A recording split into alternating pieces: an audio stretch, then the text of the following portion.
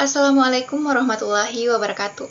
Perkenalkan, nama saya Mutmeneka Putrianti Sapril, NIM 09105804-202, Prodi Administrasi Publik dari kelas A semester 4. Pada video kali ini saya akan menjelaskan sedikit materi tentang kepemimpinan untuk memenuhi tugas mata kuliah kepemimpinan. Pembahasan pertama yaitu mengenai pengertian kepemimpinan. Kepemimpinan dapat dikatakan sebagai seni. Mengapa? Karena menurut Sondang P. Siagian, kepemimpinan adalah kemampuan dan keterampilan seseorang untuk menduduki jabatan sebagai pimpinan dalam suatu pekerjaan untuk mempengaruhi perilaku orang lain, terutama bawahannya, supaya berpikir dan bertindak sedemikian rupa sehingga melalui perilaku positif ini memberikan sumbangan nyata dalam pencapaian tujuan organisasi. Sedangkan menurut Roach and Behling, kepemimpinan adalah proses mempengaruhi aktivitas-aktivitas sebuah kelompok yang diorganisasikan ke arah pencapaian tujuan. Kepemimpinan mencakup 3 hal. Yang pertama yaitu pemimpin, di mana pemimpin ini adalah orang yang mendorong dan menggerakkan orang lain agar mau bekerja sama untuk mencapai tujuan yang telah ditentukan. Dan yang kedua yaitu dipimpin, di mana dipimpin ini adalah orang-orang yang ada di bawah kendali seorang pemimpin. Dan yang ketiga yaitu tugas atau bentuk pimpinan. Pembahasan yang kedua yaitu mengenai ruang lingkup kepemimpinan. Ruang lingkup yang pertama yaitu teori kepemimpinan.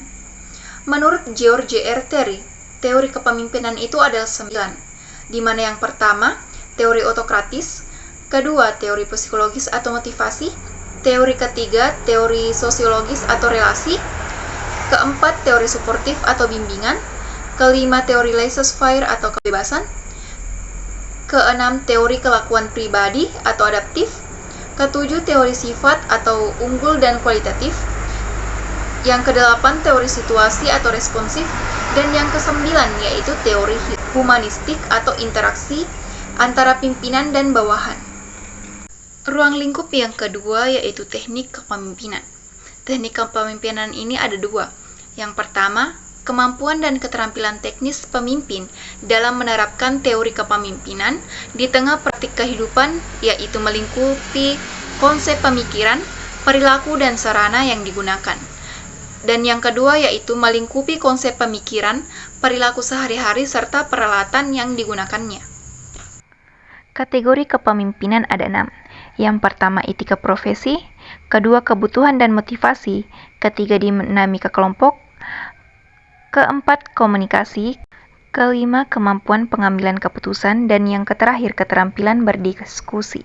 Asas kepemimpinan ada 3.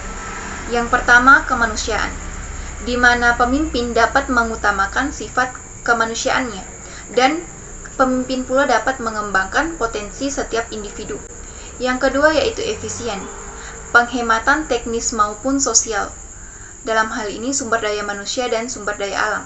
Dan yang ketiga yaitu kesejahteraan, kebahagiaan yang merata. Baiklah, demikian penjelasan saya mengenai teori kepemimpinan. Lebih dan kurangnya mohon dimaafkan. Billahi fisabilil haq, fastabiqul khairat. Wassalamualaikum warahmatullahi wabarakatuh.